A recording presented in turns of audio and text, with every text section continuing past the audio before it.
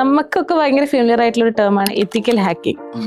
But what is bio hacking? Bio hacking എന്ന് പറയുമ്പം hacking your own body, hacking your own brain, hacking your own mind.